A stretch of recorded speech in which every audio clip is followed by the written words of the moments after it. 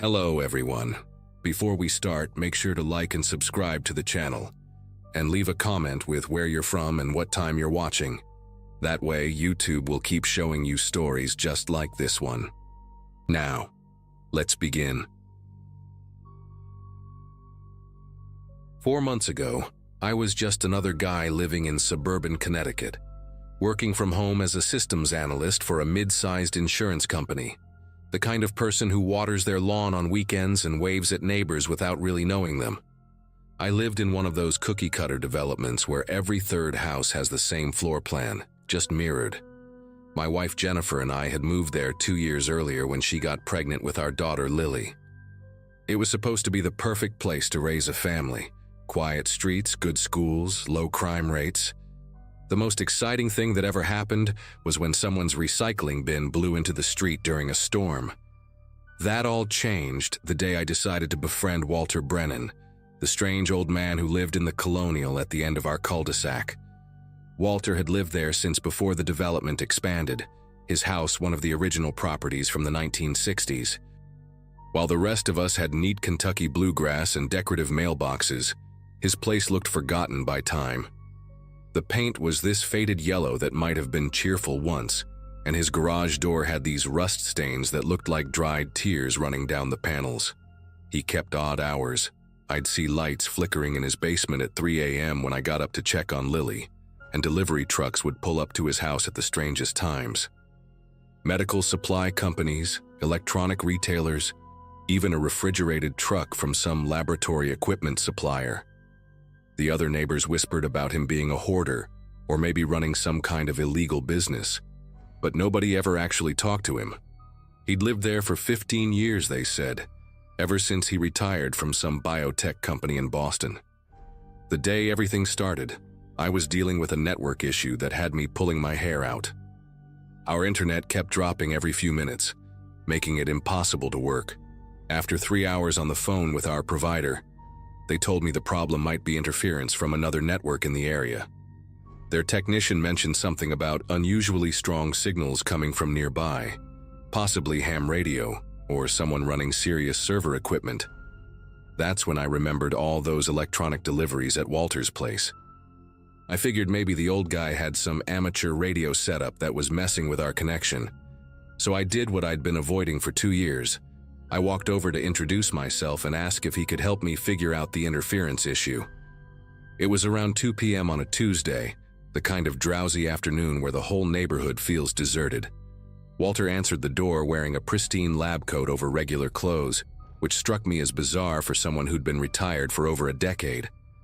He had these pale gray eyes that seemed to look through me rather than at me, and his fingers were stained with what looked like iodine. The smell that wafted out from his house was this weird mix of antiseptic and something else I couldn't place. Metallic and slightly sweet, like copper pennies soaked in syrup. When I explained about the internet issues, his whole demeanor shifted. He got this intense look of interest, almost excitement, and invited me in immediately. Said he'd been having similar problems and maybe we could troubleshoot together. The eagerness in his voice should have been my first warning, but I was desperate to get back online for work. As I stepped into his foyer, I noticed medical textbooks stacked on every surface, some so old their spines were crumbling, others brand new with topics I couldn't even pronounce. He led me through a narrow hallway lined with framed medical degrees and certifications I'd never heard of, institutes from Eastern Europe, credentials in languages I couldn't identify. The living room had been converted into some kind of workspace, with multiple computer monitors arranged in a semicircle and cables snaking across the floor like black veins. But it was the basement door that caught my attention. It had 3 different locks on it, including what looked like a biometric scanner, and there was this faint humming sound coming from below, rhythmic and mechanical. Walter noticed me looking and quickly steered me toward his computer setup, explaining he'd built his own server farm for research purposes. He pulled up network diagnostic tools I recognized from my work, and sure enough, there were multiple encrypted networks broadcasting from his location. The signal strength was insane, way beyond what any home setup should produce. As he typed, I noticed his screens kept flashing with notifications from what looked like encrypted chat channels. The usernames were all medical terms mixed with numbers: Scalpel 447, Neurocut 23, Bloodwork Live. Walter quickly minimized these windows, but not before I caught glimpses of thumbnail images that made my stomach turn. They looked like surgical procedures, but something about them was wrong. The angles were too cinematic, the lighting too deliberate, like someone had turned an operating room into a film set. Walter must have sensed my discomfort because he suddenly became very chatty, asking about my work, my family, how long I'd lived in the neighborhood. His questions felt probing, like he was cataloging information about me. Then he said something that made every hair on my neck stand up. "You know, with your technical background and my medical expertise, we could do incredible things together. I've been looking for someone with your exact skill set." Before I could respond, he stood up and walked to a cabinet filled with old medical instruments. He pulled out what looked like a vintage bone saw, running his finger along the blade while he talked. Modern medicine has become so restricted, so bound by ethics committees and regulations. But there's a whole community of people who understand that real progress requires flexibility. He set the saw down and turned back to his computers, pulling up what appeared to be a private browser. "Let me show you something fascinating. Consider it a professional courtesy between neighbors." His fingers flew across the keyboard, entering passwords and navigating through layers of encryption I recognized as Tor routing. The screen finally loaded to show a sleek black interface with a logo that looked like a scalpel crossed with a Wi-Fi symbol. Below it read, "MedStream Dark, where science meets spectacle." The page was full of thumbnail previews, each showing what appeared to be surgical procedures in progress. But these weren't educational videos from medical schools. The production quality was too high, the camera angles too artistic. Some had viewer counts in the thousands, with price tags attached: $500 for basic procedures, up to $10,000 for something labeled Premium Experimental Series. Walter clicked on one of the previews, and I caught a glimpse of a masked figure in surgical scrubs, standing over an unconscious patient, addressing the camera like a game show host. The chat sidebar was exploding with messages, people bidding amounts, making requests. I felt sick. Walter watched my face carefully as he explained. "It started as educational content for medical students in countries with limited resources, but the audience evolved. Now we have collectors, enthusiasts, people who appreciate the artistry of the human form. The subjects are volunteers, of course, well-compensated volunteers." He paused, letting that sink in. "Your network expertise could help us expand. Better encryption, smoother streaming, maybe even interactive features. Think of the possibilities." I stood up so fast the chair knocked backward. My mouth was dry and I could hear my pulse thundering in my ears. "I need to go. My wife, she's expecting me to pick up Lily from daycare." It was a lie.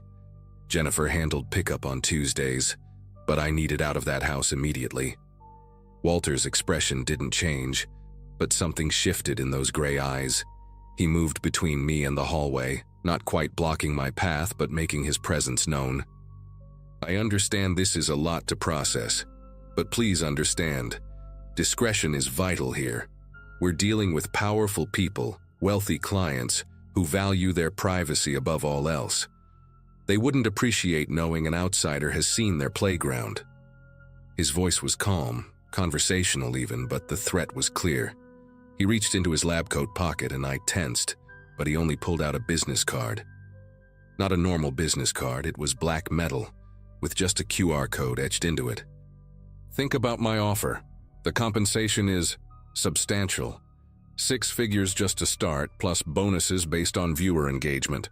But more importantly, think about your family. Jennifer works at that dental office on Maple Street, doesn't she? And little Lily goes to Sunshine Academy?" The way he said their names so casually, like we were old friends, it made my skin crawl. He knew exactly where my wife worked, where my daughter spent her days. As he walked me to the door, he kept talking about the technical challenges, the encryption protocols. as if we were discussing a normal IT project. At the threshold, he put a hand on my shoulder. His grip was stronger than I expected for a man in his 70s. "I'll give you 48 hours to consider. After that, I'll need an answer. And remember, we're neighbors. We see each other every day. Our families are so close, practically intertwined in this little community." He smiled then, showing teeth that were too white, too perfect. "Oh, and don't worry about your internet issues. I'll adjust my signal strength. Consider it a gesture of good faith." The door closed behind me with a soft click, but I heard all 3 locks engage immediately after. I stumbled back to my house, my legs feeling like rubber. Jennifer was in the kitchen when I walked in, and she immediately knew something was wrong. I told her everything: the dark web operation, the illegal surgeries, the threat to our family. She wanted to call the police right away, but I stopped her. What evidence did we have? Walter had been careful to show me everything on his computers, nothing I could prove. And those powerful clients he mentioned, what if some of them were local law enforcement? We spent that night huddled together, checking and rechecking our locks, peeking through blinds at Walter's house. The basement lights were on, and I could see shadows moving behind the small windows. Around midnight, 3 cars pulled up to his house. Expensive cars, a Tesla, a Mercedes, and something European I couldn't identify. People got out wearing medical masks and sunglasses despite the darkness, carrying metal briefcases. They stayed for 4 hours. The next morning I made my decision. I couldn't risk my family's safety, but I also couldn't let this continue. I drove to the FBI field office in New Haven and told them everything. The agent who interviewed me seemed skeptical at first, but when I mentioned the site name and described the setup, her demeanor changed completely. Turns out they'd been tracking Medstream Dark for 2 years, but could never pinpoint the source. Within 6 hours, they had a warrant. The raid happened that night: FBI, DEA, even Homeland Security. They found Walter's basement had been converted into a fully functional operating theater with broadcast equipment that rivaled professional studios. The refrigerated trucks, they'd been bringing in surgical supplies, and according to the agents who briefed me later, biological materials they wouldn't elaborate on. Walter was arrested along with 2 assistants who lived in the neighboring town. They found financial records showing millions in cryptocurrency transactions, client lists that included names from around the world. The investigation is still ongoing, but they told me Walter won't be returning to our neighborhood, or any neighborhood, for a very long time. We moved 2 months later, couldn't stand looking at that yellow house every day. Sometimes I still check the locks obsessively, still jump when delivery trucks drive by. But my family is safe, and that dark network is shut down. The FBI agent told me I did the right thing, that my technical knowledge helped them crack encryption they'd been struggling with. I try to focus on that when the nightmares come.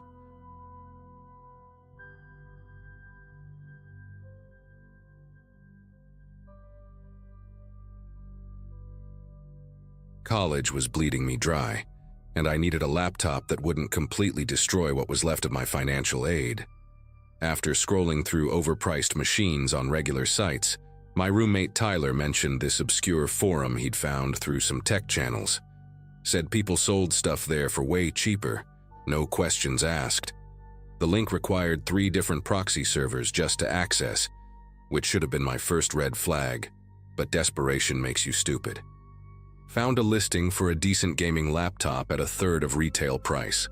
The seller only communicated through encrypted messages, insisted on cryptocurrency payment, and wanted the delivery sent to a P.O. box I'd rent specifically for this transaction.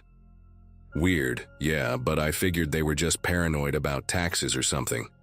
The laptop arrived in a beat-up cardboard box with no return address, wrapped in so much bubble wrap it took me 20 minutes to dig it out.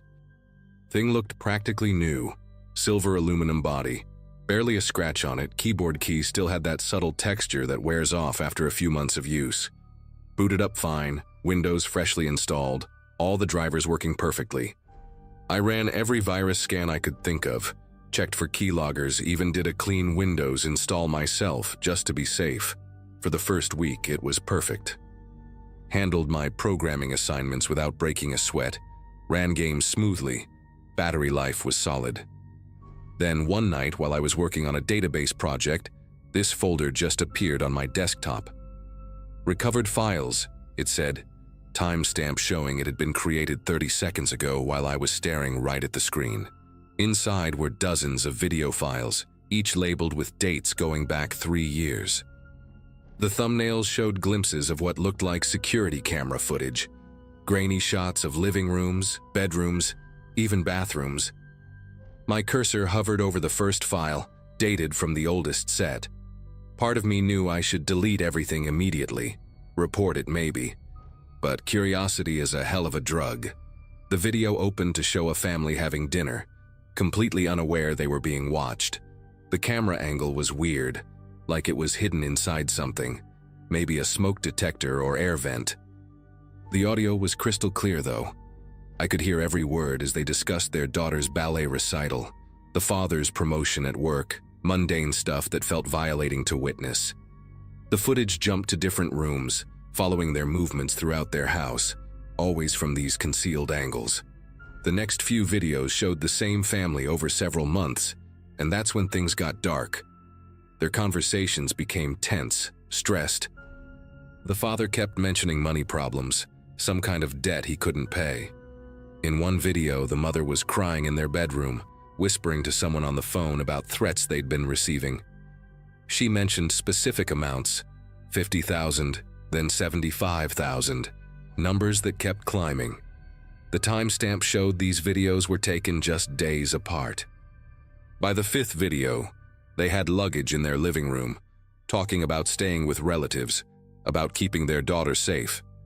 The camera followed them to every room as they packed, as they held each other, as they tried to explain to their 6-year-old why they had to leave their home. Whoever was recording had complete access to their most private moments, their fears, their plans to escape. More folders started appearing while I watched. Bank statements, email archives, social media logs, all belonging to different people. The bank records showed regular deposits of varying amounts. $15,000 here, $23,000 there, always from different accounts, always just under the reporting threshold. One spreadsheet had names, addresses, and payment schedules. Some entries were marked complete in green, others in progress in yellow, and a few were bright red with defaulted next to amounts that made my stomach turn. These weren't just random victims. Each folder contained detailed surveillance notes, psychological profiles, family weaknesses to exploit. One file on a teacher named Douglas Hart noted his gambling addiction, his daughter's medical bills, exactly how much pressure would make him crack. Another on a small business owner documented her affair, complete with photos that would destroy her marriage, her reputation, everything she'd built. I slammed the laptop shut and paced my dorm room, trying to process what I'd stumbled into. This wasn't just some used computer, it was a blackmailer's entire operation, and somehow it was all resurfacing on my machine. Tyler was out at his night class, wouldn't be back for hours. I needed to think, to figure out what to do with this evidence. When I finally opened the laptop again, a new file was sitting on the desktop, a photo of me taken from outside our dorm window. In the image, I could see myself from 20 minutes ago, pacing back and forth, the timestamp matching exactly when I'd been freaking out. My room was on the 3rd floor. Whoever took this had to be on the roof of the building across the quad, or using a drone, or I didn't want to think about the other possibilities. A text document appeared next to the photo, just 2 lines. "You have their files now. Finish what Nathan couldn't." Nathan. So that was the previous owner's name. My fingers trembled as I opened the laptop's system files, digging through directories that should have been wiped clean.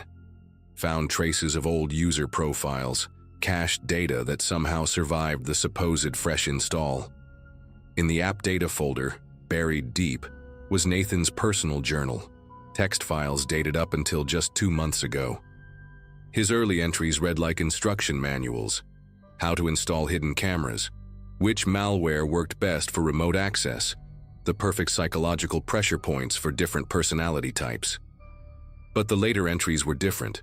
Paranoid ramblings about someone called the Architect, who ran the whole network, who never showed their face, who communicated only through encrypted channels.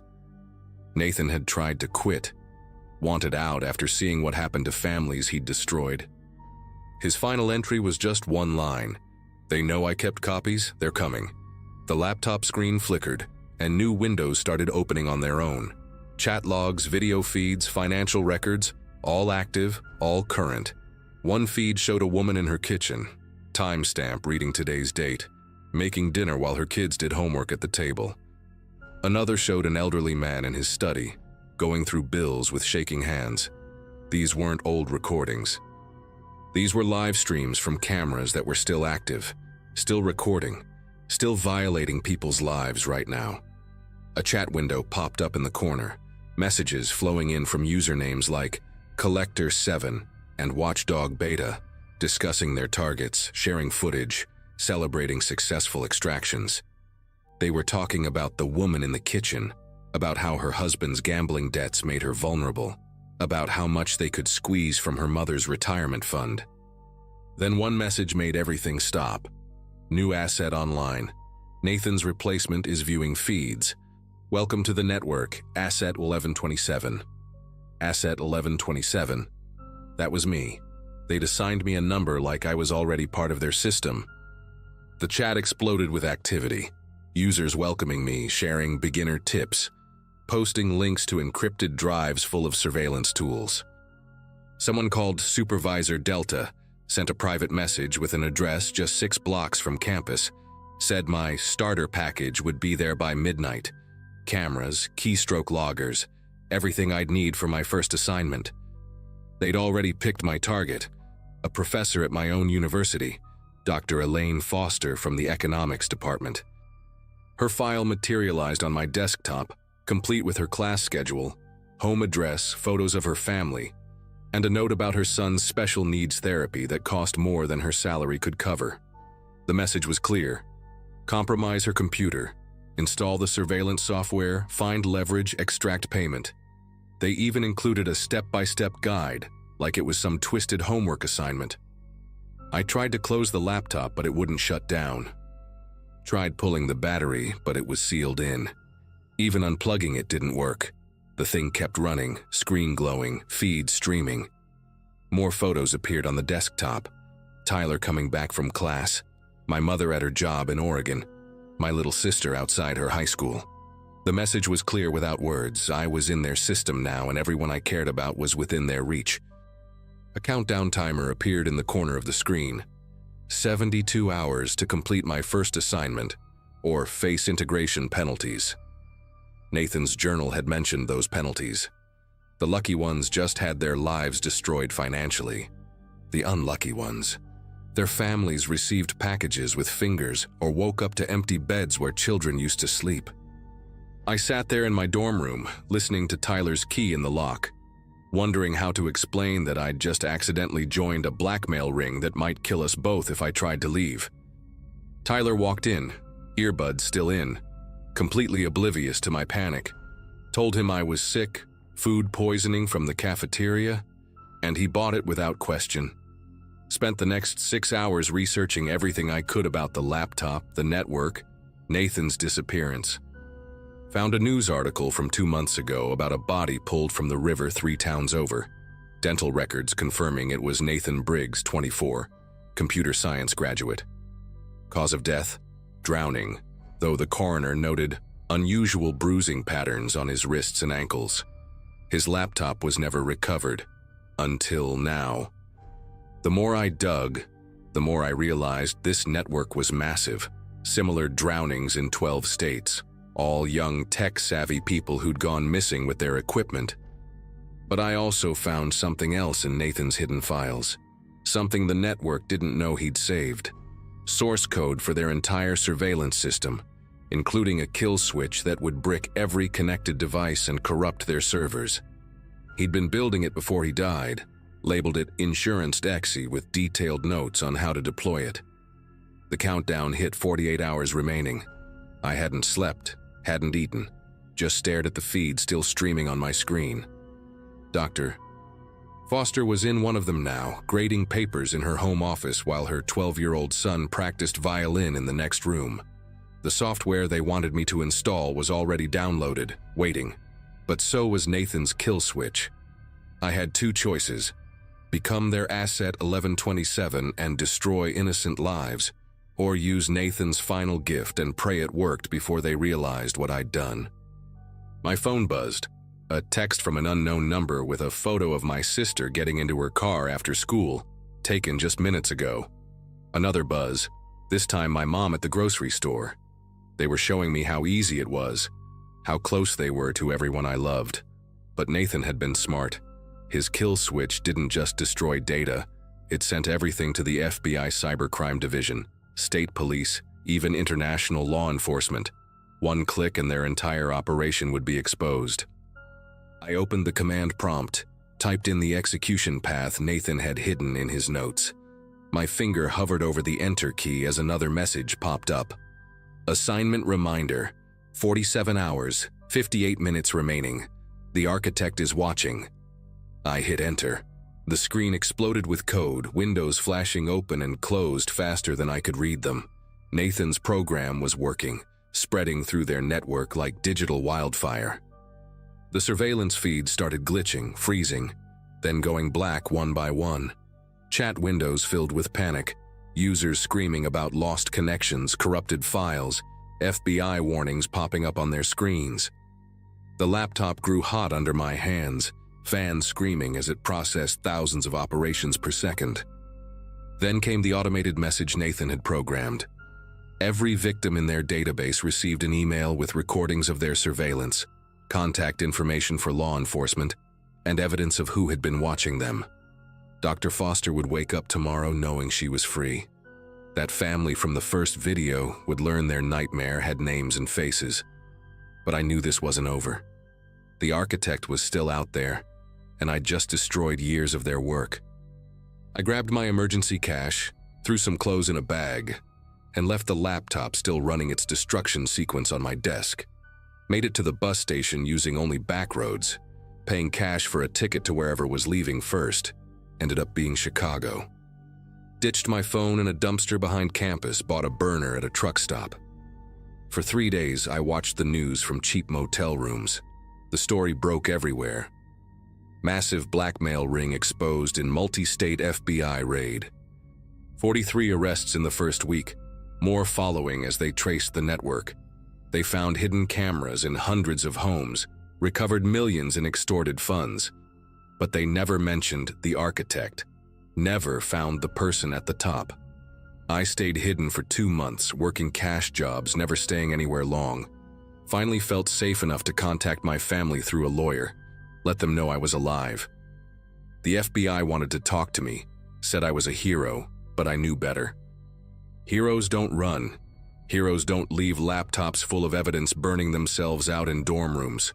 I did what I had to do to survive, to save those people, to honor Nathan's sacrifice.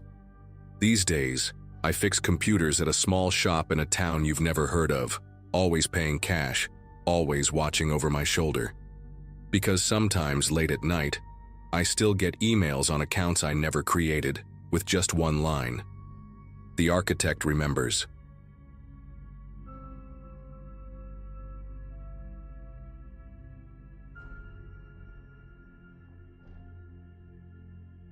Everything started with a simple DM that changed my entire world. I'm 23, graduated college last spring with a communications degree and about $40,000 in debt. Phoenix isn't exactly the modeling capital of America, but I'd been getting compliments on my photos since high school. Clear skin, distinctive features, the kind of face that photographs well under different lighting. Living paycheck to paycheck at a local coffee shop, I was desperate for any extra income when this recruiter reached out through Instagram. Her profile seemed legit.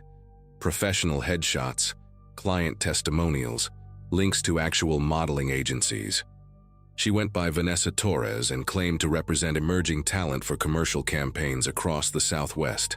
The initial conversation felt completely normal. Vanessa explained she'd found me through hashtags on some selfies I'd posted. Said I had exactly what her clients were seeking for an upcoming campaign. Nothing too glamorous, just standard headshots for a lifestyle brand, she claimed.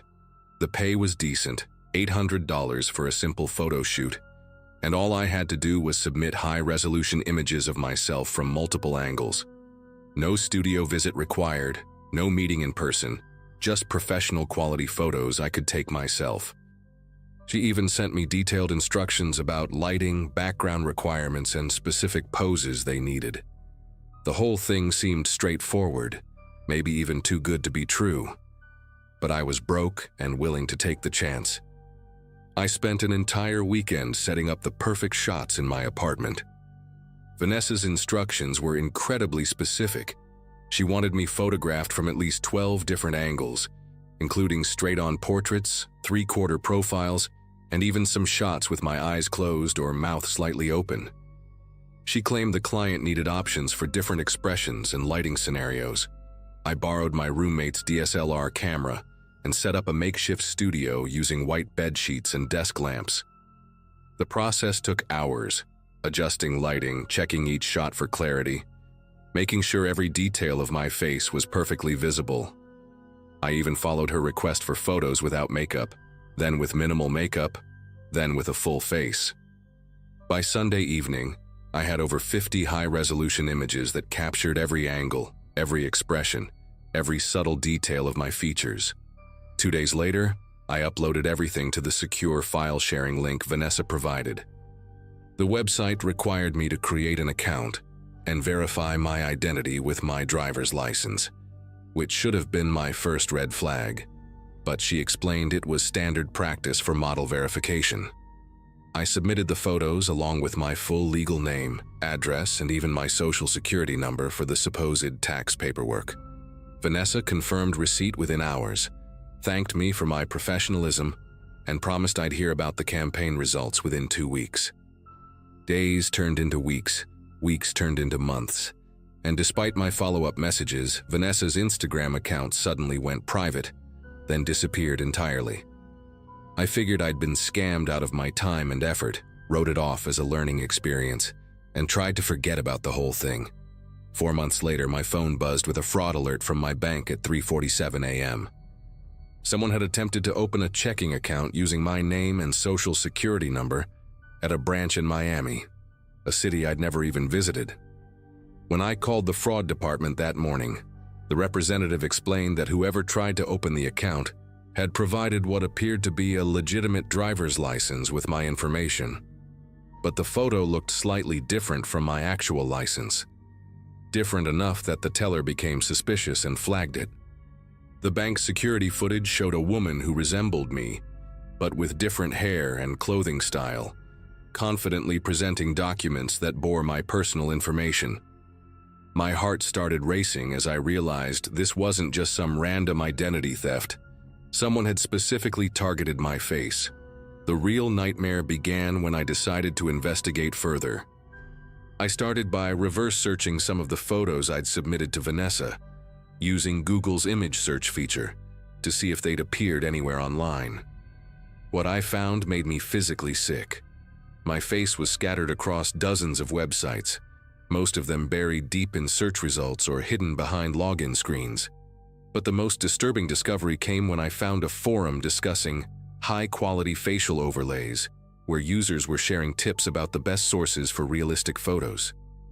One commenter mentioned a specific marketplace where you could purchase complete facial packages, and when I managed to access it through a friend who knew about these things, I saw my own face staring back at me from multiple listings. The marketplace was like some twisted version of an online store, complete with product descriptions and customer reviews. My photos were being sold in different packages.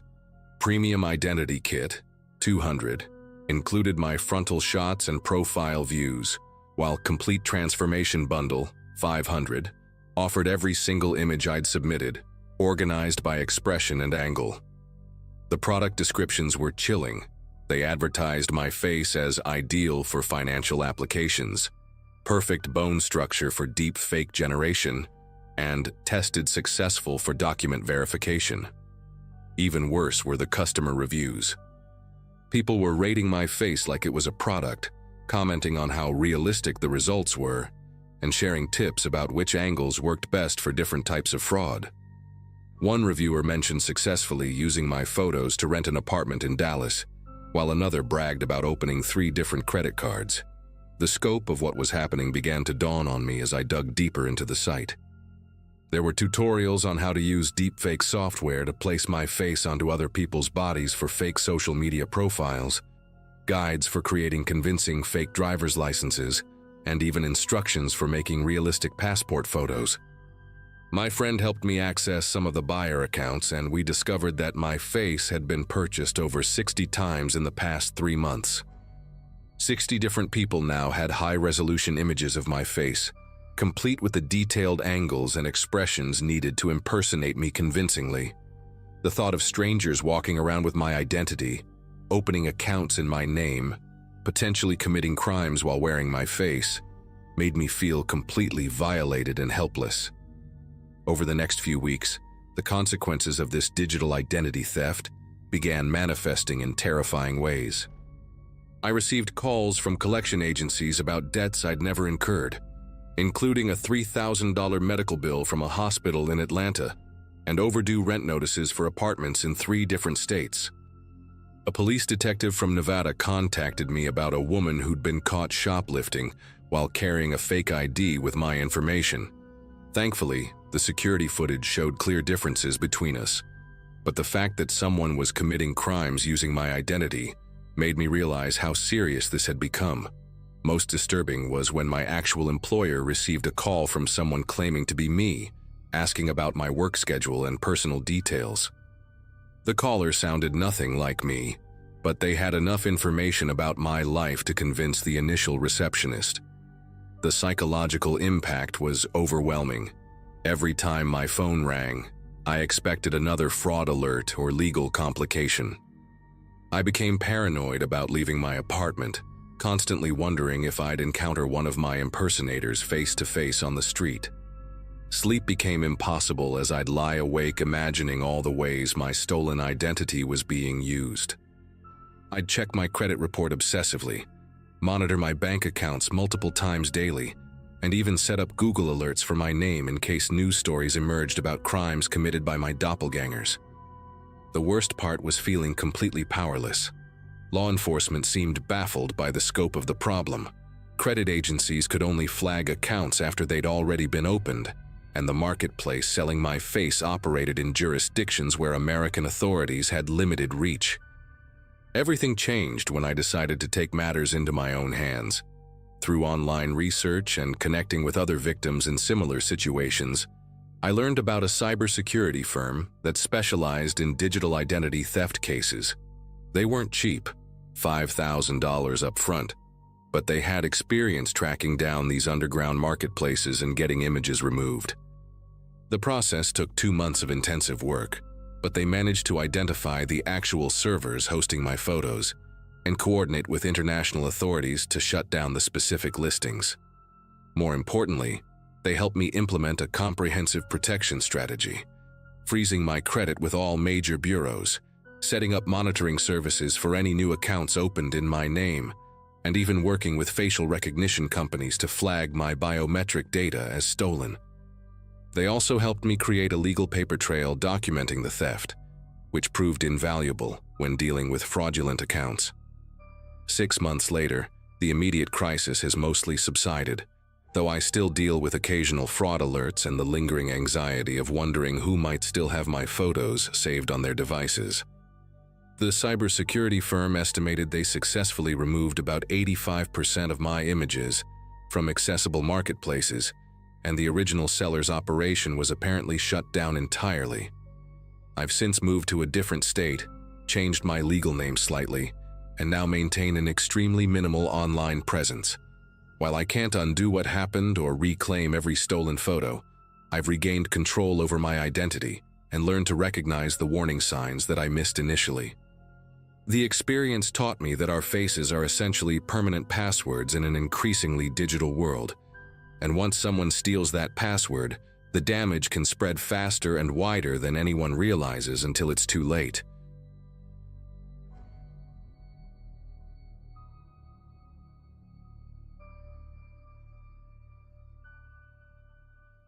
October had always been my favorite month in Sacramento. Cool mornings, perfect weather for jogging, and the maple trees on our street turning those brilliant orange colors that make everything feel like a postcard. I'd been living on Maple Grove Drive for 6 years. Same insurance adjuster job, same routine of morning coffee and evening Netflix.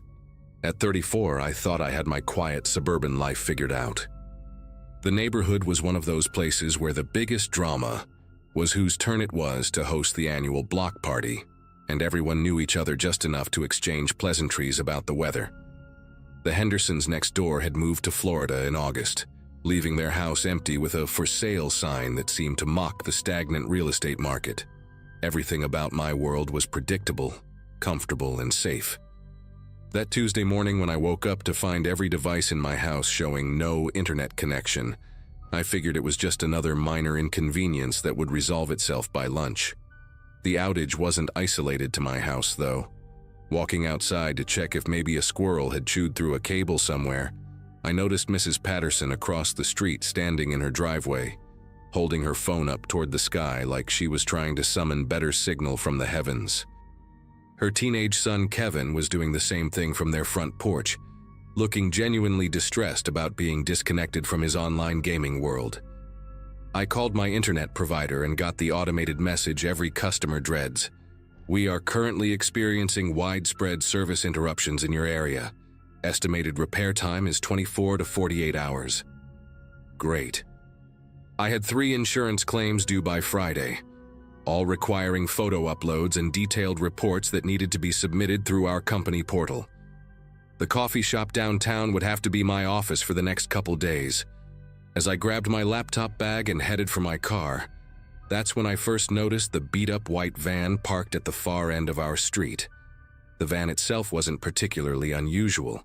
Plenty of contractors and delivery drivers used our street as a shortcut to the main road. But this one had been sitting in the same spot for what looked like days, judging by the pile of fast food containers visible through the windshield and the layer of morning dew covering everything. What caught my attention were the modifications, several thin metal antennas poking out from the roof, and what appeared to be thick black cables snaking around the vehicle's exterior. The back doors had small holes drilled into them with more cables threading through, and I could swear I heard the faint hum of electronics running inside. The license plate was from out of state, somewhere back east, though I couldn't make out the exact state from my distance. A small solar panel had been jury-rigged to the roof with metal brackets, and the whole setup gave off this weird mad scientist vibe that made me pause longer than I probably should have. Part of me wanted to walk over and investigate, but the rational part of my brain reminded me that I had work to do, and this was probably just some electronics hobbyist taking a road trip. I spent most of Tuesday and Wednesday at various coffee shops around town, bouncing between locations when the Wi-Fi got too slow or crowded. Each time I drove home, that van was still there, always in the exact same position. By Thursday morning, I started paying closer attention to it during my comings and goings. The electronics inside were definitely running 24/7. I could see a faint blue glow emanating from the tinted rear windows even late at night, and that constant electrical humming never stopped. More unsettling was the fact that I never actually saw anyone get in or out of the vehicle, despite clear signs that someone was living inside. Empty energy drink cans accumulated around the driver's side, and occasionally, I'd catch a glimpse of someone moving around in the back through the heavily tinted windows. The solar panel made sense now. Whoever was in there was powering some serious equipment without needing to run the engine. Thursday evening, our internet finally came back online, but instead of relief, I felt this growing unease about our mysterious neighbor. The van's presence had shifted from merely curious to genuinely concerning, especially since no one else on the street seemed to have noticed or cared about it. Friday morning brought the first real clue that something was seriously wrong. I was catching up on emails and uploading my delayed insurance reports when my computer started running incredibly slowly.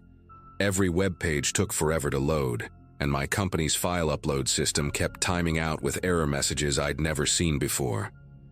At first, I blamed it on post-outage network congestion, but when I ran a speed test, the results were baffling.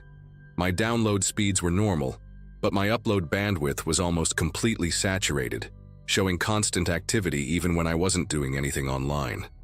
The network monitor on my router revealed dozens of active connections to IP addresses I didn't recognize, all pushing data upstream at maximum capacity. I'd been in the insurance business long enough to know when something didn't add up, and this definitely qualified. My home network was behaving like it was running a server farm, not supporting one guy checking email and uploading claim photos. The timing couldn't be coincidental.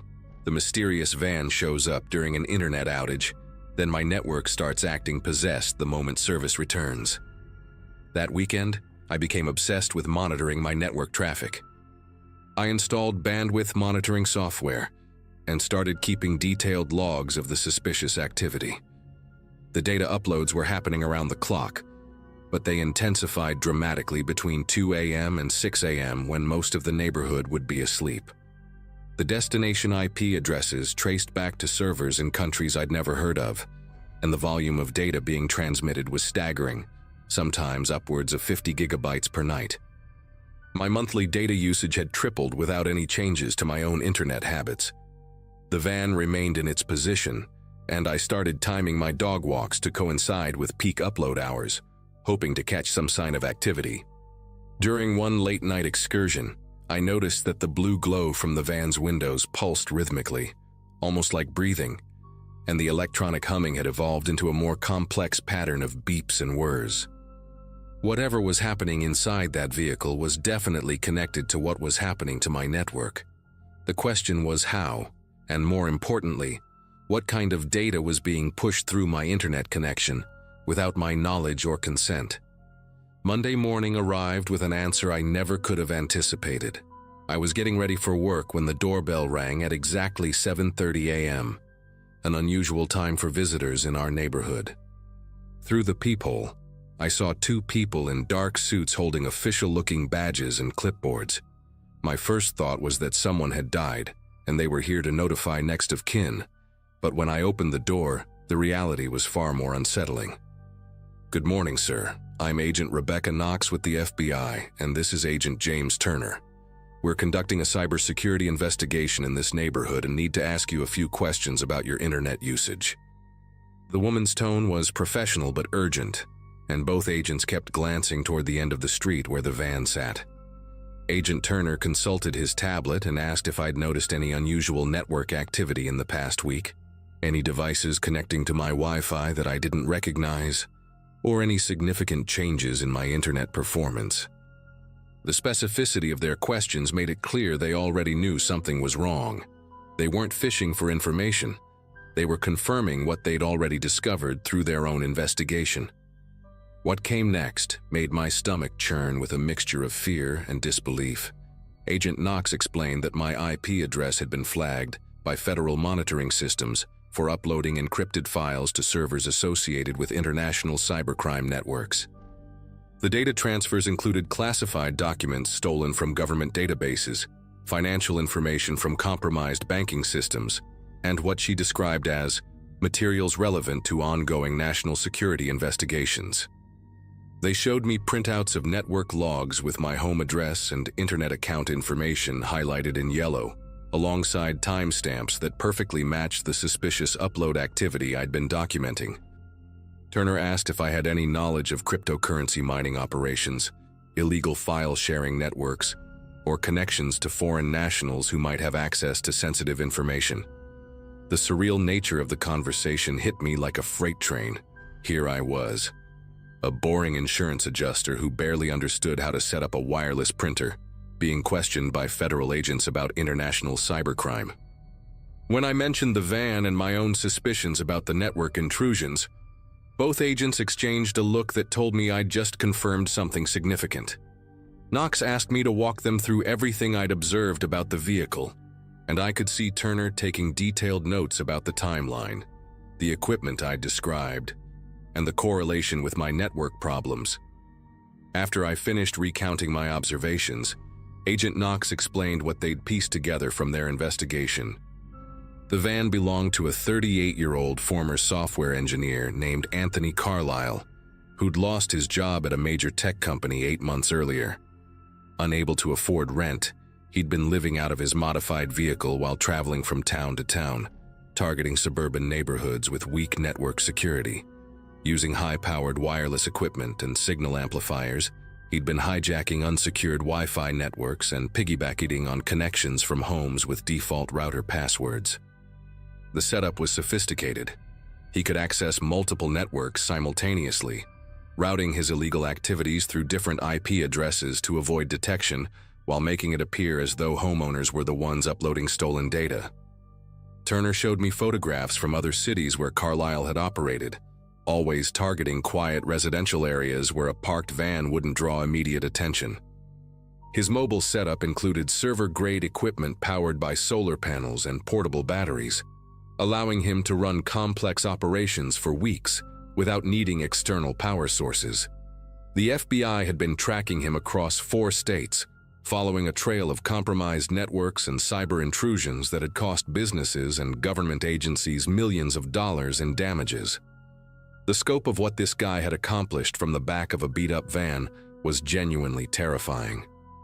Agent Knox revealed that Carlisle had been selling access to compromised home networks on the dark web, essentially renting out innocent people's internet connections to criminals who needed clean IP addresses for their activities.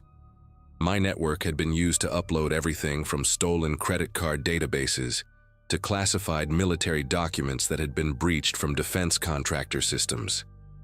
The encryption software he used was military-grade, making it nearly impossible for automated systems to detect the true nature of the data being transmitted until human analysts could review the patterns and destinations. Turner explained that they'd been monitoring certain international servers for months, watching as terabytes of sensitive information flowed through residential internet connections across the country. What made Carlisle particularly dangerous was his ability to make his intrusions look legitimate. The data transfers were timed to coincide with normal internet usage patterns, and he'd developed techniques to throttle his activities so they wouldn't cause obvious performance issues for the homeowners. If I hadn't been forced to work from home during the outage and hadn't been specifically monitoring my network, I probably never would have noticed anything unusual until the FBI showed up at my door.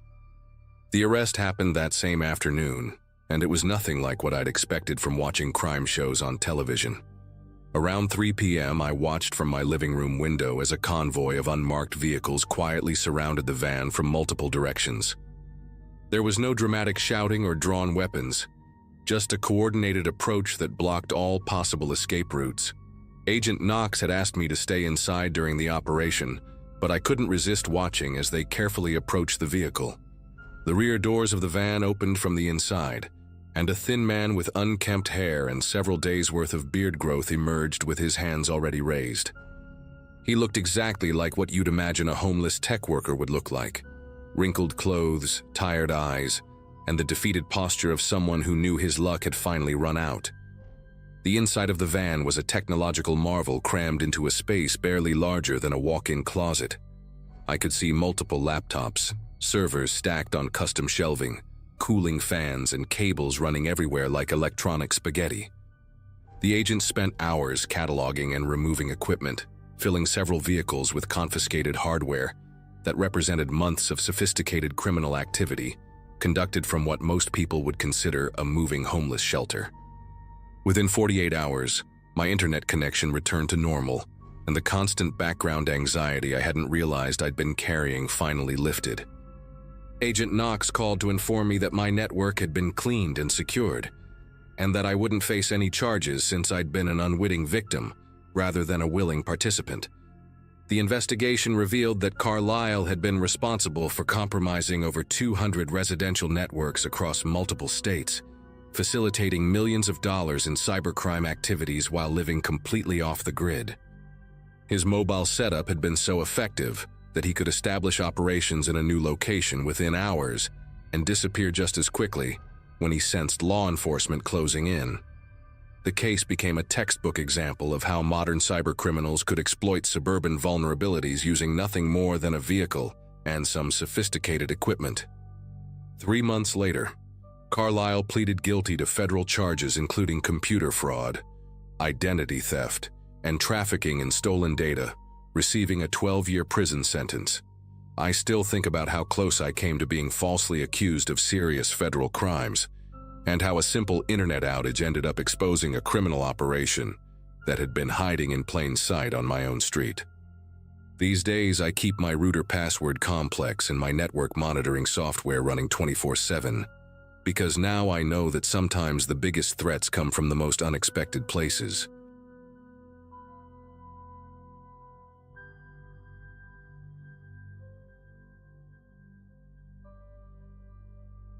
"28 years old, working 2 part-time jobs and barely scraping by after my divorce. That was me in March 2022. Single mom life in Pennsylvania wasn't exactly what I'd pictured when I was younger, but I was making it work for me and my 6-year-old daughter, Chloe. The retail job at the local department store paid minimum wage, and my weekend gig cleaning offices kept the lights on, but just barely. Every night after putting Chloe to bed, I'd scroll through job boards and Facebook groups, desperately looking for something better. The single moms supporting each other, Pittsburgh area group had become my lifeline for finding odd jobs, selling things I didn't need anymore, and getting advice from other women in similar situations. That Tuesday evening, while Chloe was asleep and I was eating leftover mac and cheese from a plastic container, I saw a post that seemed almost too good to be true. The posting was from someone named Amanda Clark, and it looked professional compared to the usual garage sale announcements and babysitting requests. She was recruiting for what she called premium childcare positions, with families who valued discretion and were willing to pay well for it. The starting rate was $25 an hour, more than double what I was making at the store, and the families supposedly needed live-in nannies for short-term assignments, usually 2 to 4 weeks at a time. Amanda mentioned that these were high-profile families who required thorough background checks and specialized training, but the compensation reflected the level of service they expected. She emphasized that positions were limited and only available to pre-screened candidates who demonstrated exceptional reliability and trustworthiness. The post had been up for only an hour and already had dozens of comments from desperate mothers like myself, all asking how to apply. Something about the way Amanda responded to each comment, professional, encouraging but vague about specifics, made me hesitate for just a moment before typing my own response. Within 20 minutes of commenting, I received a private message from Amanda. She thanked me for my interest and said my profile showed exactly the kind of dedication they were looking for in their program. The message included a link to a preliminary screening questionnaire that would help determine if I was a good fit for their exclusive network of trusted caregivers. The questions started normal enough: previous childcare experience, availability, references, but gradually became more personal. They wanted to know about my financial situation, whether I had reliable transportation, if I lived alone, and even asked about my relationship status and family support system. One question that struck me as odd asked whether I would be comfortable working in confidential environments where discretion about family dynamics is paramount. Another asked if I had any issues with traveling on short notice or staying in locations without reliable cell service. I told myself these were probably standard questions for high-end families who valued their privacy. The follow-up came faster than any legitimate job inquiry I'd ever experienced.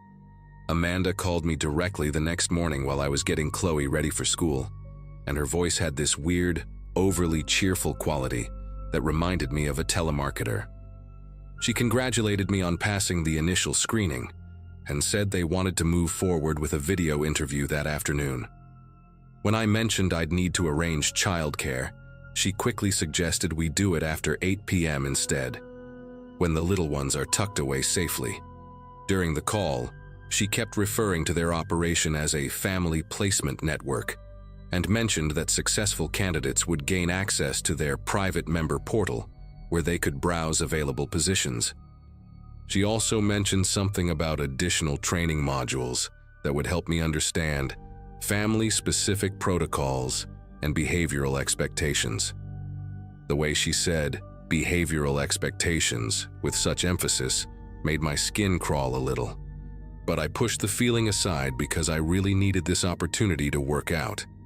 The video interview that evening was conducted through an app I'd never heard of called SecureLink, which Amanda said was required for client confidentiality purposes. She appeared on screen in what looked like a generic office space with motivational posters in the background, wearing a crisp blazer that seemed a bit too formal for an evening call. Her questions focused heavily on my flexibility and willingness to adapt to unique family situations. She asked if I had any moral or religious objections to alternative family structures, and whether I would be comfortable signing strict non-disclosure agreements. When I asked for more details about what these alternative structures might involve, she laughed it off and said every family was different, but that discretion was the most important quality they looked for. Near the end of the interview, she mentioned that successful candidates would receive a welcome package with their login credentials and access codes, but emphasized that sharing these with anyone would result in immediate termination and potential legal action. The whole conversation lasted exactly 30 minutes, and she ended it by saying I'd hear back within 48 hours about next steps. True to her word, Amanda contacted me exactly 2 days later with what she called wonderful news. She said I'd been selected for their premium placement program and would be receiving my member access within the hour. The email that followed contained a link that looked nothing like a normal website address. It was a jumbled mess of letters and numbers, followed by .onion, which meant absolutely nothing to me at the time. Amanda's instructions were specific. Download something called Tor browser, use only this browser to access the link, and never attempt to access the member portal from my regular internet browser or public Wi-Fi. She explained this was all for enhanced security protocols to protect both the families and caregivers in their network. The email also included a temporary username and password, along with a warning that I had 24 hours to log in and complete my profile setup, or my access would be permanently revoked. Looking back now, every single red flag was waving right in front of my face, but desperation has a way of making you blind to obvious dangers. That Friday night after Chloe was asleep, I downloaded the Tor browser and followed Amanda's instructions to access the member portal. The login process took several minutes and required multiple verification steps, including answering security questions about information I'd provided in my screening forms. When the site finally loaded, it looked surprisingly professional. Clean design, official-looking logos, and what appeared to be a legitimate job board interface. The main page welcomed me to the Elite Family Care Network and displayed a dashboard with different sections: available positions, training modules, member directory, and compliance guidelines. At first glance, it seemed like an upscale version of any other caregiving platform I'd used before. The available positions section showed listings for families across various states, each with detailed requirements and surprisingly high pay rates. One listing caught my attention immediately: a family in Vermont offering $800 per week for specialized childcare services, with a start date just 3 days away. But as I clicked deeper into the profiles, things started to feel increasingly wrong. The family descriptions were oddly clinical, referring to children by age and gender rather than names, and including detailed physical descriptions that seemed unnecessary for a babysitting job. Some listings mentioned behavioral modification programs and compliance training requirements that made my stomach churn. The training modules section was even more disturbing. Courses with titles like Managing Resistance and Defiance, Physical Restraint Techniques, and Maintaining Subject Cooperation during Transition Periods. The language throughout the site kept referring to children as subjects and families as clients, which felt dehumanizing in a way I couldn't quite articulate. When I clicked on the member directory, I saw profiles of other women like myself, single mothers, students, women in financial distress, but their profiles included personal information that seemed way too detailed, including photos, addresses, and what appeared to be psychological evaluations. The most chilling part was a section called Performance Reviews, where clients could rate caregivers on categories like obedience, discretion level, and adaptability to special requests. My heart started pounding as I navigated to a forum section I hadn't noticed initially. The discussion threads had titles that made my skin crawl: transport protocols for reluctant subjects, maintaining cover stories during law enforcement encounters, and compensation rates for extended isolation assignments. One thread was discussing a caregiver who had apparently broken protocol by trying to contact authorities about a situation, and the responses detailed how her access had been revoked and her security deposit forfeited. Another thread contained what appeared to be coded language about moving children between locations, with references to packages and delivery schedules that clearly weren't talking about normal childcare activities. The forum members used profile pictures that were obviously fake, stock photos of smiling women that probably came from some generic website. But what terrified me most was a pinned post at the top of the forum titled "New Member Orientation Reminder," which outlined consequences for breaching confidentiality agreements, including financial penalties that could reach tens of thousands of dollars, and warnings about more severe measures for those who posed security risks to the network. The final straw came when I accidentally clicked on a subforum labeled Special Services Directory. The page that loaded contained categorized listings that made it immediately clear this wasn't about childcare at all. Categories included things like procurement services, long-term housing solutions, and relocation assistance, all with price tags that were astronomical compared to normal babysitting rates. Some listings included photos that were clearly taken without the subject's knowledge, and requests for specific physical characteristics and age ranges that made me physically sick. There were detailed discussions about acquisition methods and processing centers in remote locations across different states. One particularly horrifying thread contained instructions for new recruiters on how to identify and approach vulnerable targets through social media and community groups. The realization hit me like a freight train. I wasn't looking at a legitimate childcare network. I was looking at some kind of organized trafficking operation that used fake job postings to lure desperate women into their system. The behavioral compliance services weren't about managing difficult children. They were about controlling and exploiting the people they recruited through false promises of employment. I slammed my laptop shut so hard I was afraid I'd crack the screen, but I couldn't stop my mind from racing through everything I'd just seen. The professional-looking website, the careful screening questions, Amanda's emphasis on discretion and non-disclosure agreements. It had all been designed to identify vulnerable women who wouldn't be missed if they disappeared. The financial desperation they'd asked about wasn't to gauge my reliability. It was to determine how easily I could be manipulated. The questions about my support system and living situation weren't standard background checks. They were assessing whether anyone would come looking for me if I vanished.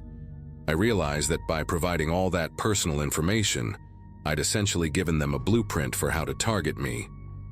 The scariest part was thinking about how close I'd come to accepting that Vermont position, 3 days away, in a remote location, with people who clearly weren't running a legitimate childcare operation.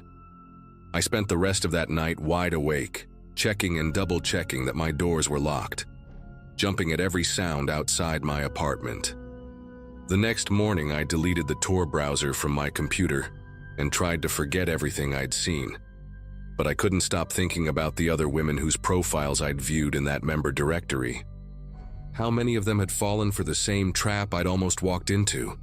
How many were still out there, thinking they were working legitimate childcare jobs while being exploited in ways I didn't want to imagine? I never heard from Amanda again after that night. No follow-up calls asking why I hadn't accepted any positions. No emails about new opportunities.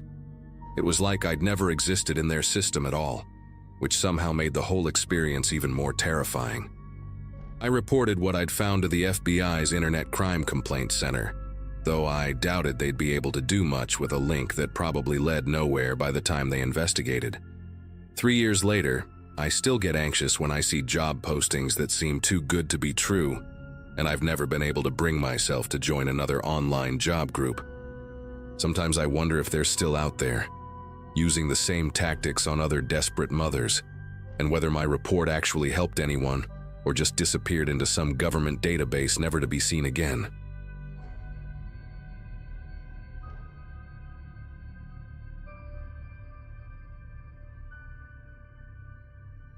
It all started on a quiet Thursday evening while I was finishing some grading.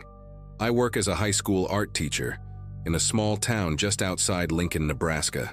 Back then, I lived alone in a modest 2-bedroom house I inherited from my grandmother.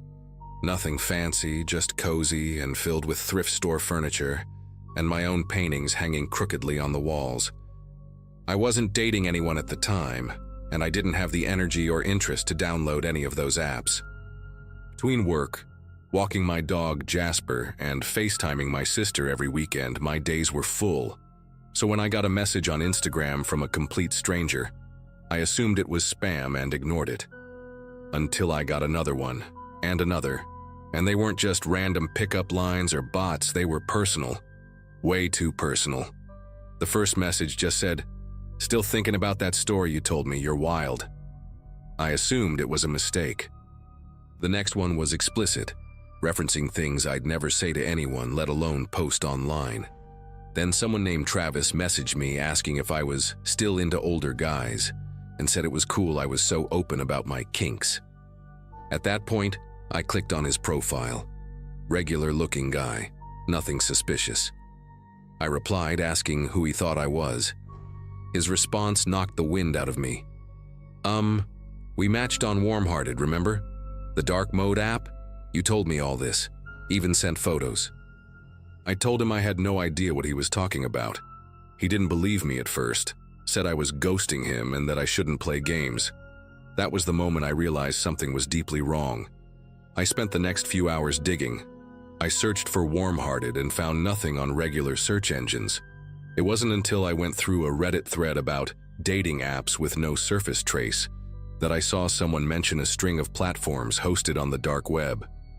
I've never had any reason to go into that side of the internet before. It freaked me out, but I couldn't sleep. I had to know. I messaged someone on the thread who shared a link through a Tor browser and told me to be careful because some of these places were twisted. I set up everything late that night, with my laptop screen dimmed and Jasper curled at my feet. When I finally accessed the site, I was expecting some obscure profile pic or AI-generated lookalike. Instead, my actual face was staring back at me. The profile was under my full name, not a variation, my name. The photo was cropped from an old college graduation pic I'd only ever shared in a private Facebook album. The bio listed my real hometown, my favorite band, even a joke I once wrote to my sister over email back in 2015. It had been scraped from everywhere. Posts, comments, old usernames I forgot I had. But it didn't stop there.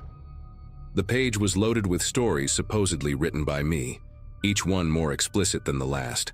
Some were paired with blurry, suggestive images clearly pulled from years of photos, beach trips, Halloween costumes, even one where I was just wearing a tank top on my couch. It was like someone had carefully dissected my life and twisted it into bait. I clicked through a few of the conversations she, this fake version of me, had with different men. They all sounded real. Like actual chats with details and rhythm that could fool anyone. I sat there for hours just clicking, reading, trying to understand how deep this went. The messages weren't random. Some of them included audio clips. One had me laughing, breathy and flirtatious, though I swear on everything I love that I never recorded anything like that. But the voice was close enough to mine that I couldn't completely rule it out as AI modified. The worst part was the pattern. Every few chats ended with the fake me either asking for money, usually framed like I was going through a hard time, or dropping enough personal details to make the guy emotionally hooked. It was clear that someone was using my identity not just to catfish, but to manipulate these men into sending money, gifts, even their home addresses. I wasn't just stolen, I was being weaponized. I didn't sleep at all that night. The next morning I called my sister, Morgan, who works in cybersecurity. I didn't even know how to explain it without sounding insane. She kept asking if I gave out passwords or clicked on sketchy links, but I hadn't. Not in years. I've always been pretty careful. She had me forward her screenshots and walk her through everything I saw. That evening, she confirmed what I already feared. Someone had likely been collecting pieces of my online presence for years. "It's not a breach," she said. "It's a buildup. Someone was patient." Her guess? Old social media accounts, forgotten forums, email leaks. All of it compiled, filtered, and used to create this terrifyingly real version of me. I contacted Warmhearted through the only email I could find from someone on that forum. It bounced. Tried again with a slightly different address, nothing. That site had no support, no takedown process, no TIAS, no links, just profiles and private messaging. Morgan said it was probably hosted through multiple relays, making it nearly impossible to trace or shut down. I felt sick. It wasn't just about the humiliation. It was about control. The idea that someone else could live as me online, say whatever they wanted, seduce strangers under my name, and I had no power to stop it, that wrecked something in me. I kept thinking of the men who were messaging me, genuinely believing they'd talk to me. What if one of them showed up at my house thinking I owed him something?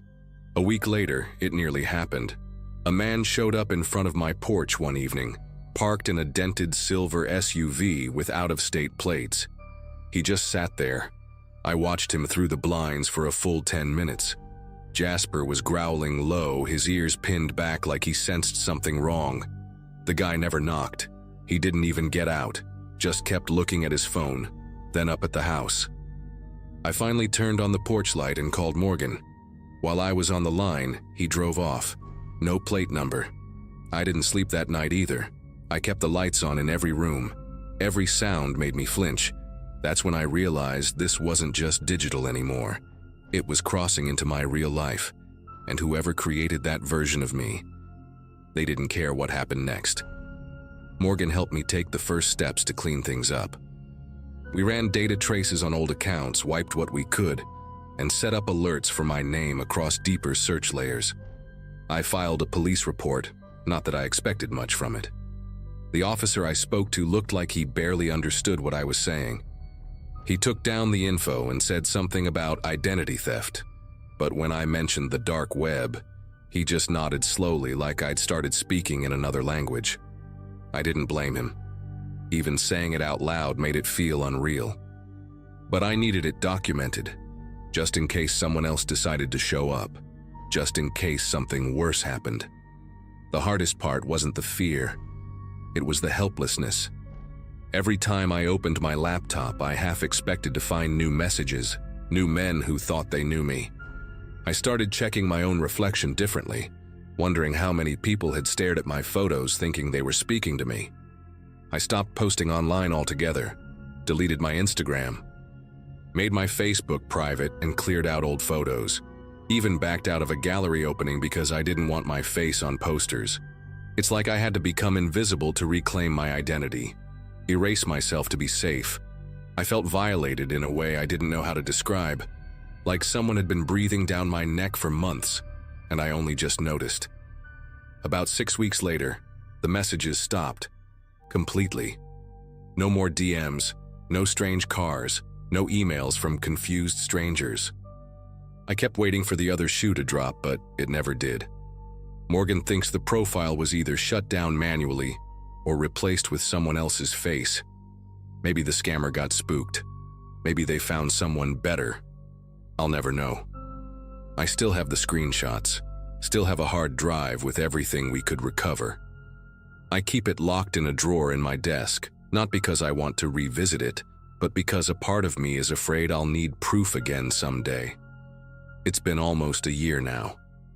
I moved apartments, got a new phone, changed jobs, started going by my middle name professionally just to put some distance between me and whatever version of me is still floating around out there. Sometimes I catch myself wondering if any of those guys still believe they talk to the real me, if they think I scammed them, or if they were just part of the same trap I was.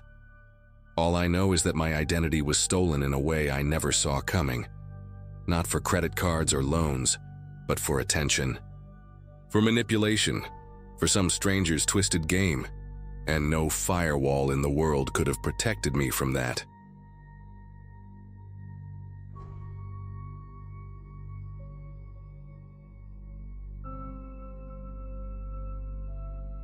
I'd just been laid off for the second time in less than a year.